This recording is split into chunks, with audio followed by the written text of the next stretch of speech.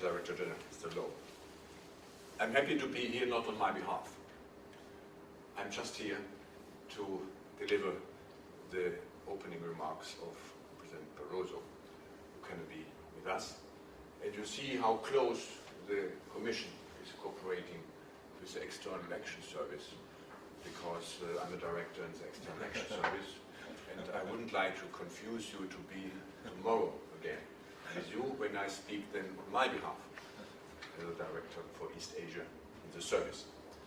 But please listen, and I think you have also the text in your program, what President Barroso would have liked to deliver to you, but perhaps to listen better than to read, and so I try to be precisely his words. As we gather in Brussels to brainstorm on the future of European Union and Republic of Korea relations, I will have, President Barroso just returned, completed a fortnight of intense engagement with Asia.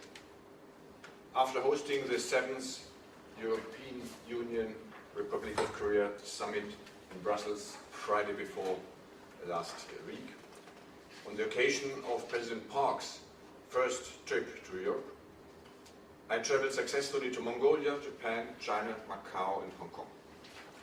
This highlights the depth and breadth of the EU's relations with Asia. Indeed, Asian partners matter highly to the EU, reflecting the magnitude of our economic, trade, and political interests, and the growing level of interdependence. Starting this Asia November with the summit with Korea is a testimony of our excellent relations and of the driving friendship and cooperation that exist between us. In fact, let me quote the President who said after the summit, this was a feel-good summit. The Republic of Korea and the EU are natural partners, sharing common values and principles, whether it is protecting democracy and the rights of our citizens, or promoting the free market and a rules-based international system. After 5 decades of working together, it has now reached an unprecedented level, solidly anchored in the free trade agreement and the framework agreement concluded in 2010. As President of the European Commission, I have had the chance to witness how our engagement has expanded so substantially since then in the economic sphere, as well as regarding people-to-people links, research and innovation, or promoting peace and security. The free trade agreement, now 3 years old nearly, continues to be a driving force for our cooperation, bringing benefits to both companies and consumers alike in the Republic of Korea and the European Union. The EU is now the largest foreign investor in the Republic of Korea. Trade has grown by a further 10% in 2012, reaching 75 billion euro in spite of difficult economic times. We must continue to work at this trade relationship, continuing reforms and promoting business. At the summit on 8 November, we also agreed with President Park to enhance cooperation in higher education, research and innovation, industrial policy or cybersecurity, a topical issue that today's conference will discuss. However, the expansion in our bilateral cooperation on political and security affairs has been equally impressive, and we look forward to signing soon with South Korea an agreement which facilitates its contribution to EU crisis management operations.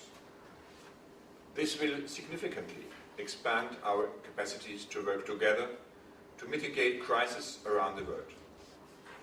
With regards to security issues, the EU naturally pays close attention to the security challenges in East Asia and supports efforts to persuade the People's Republic in North Korea to engage with the international community in a credible manner that will facilitate early progress towards denuclearization of the Korean Peninsula.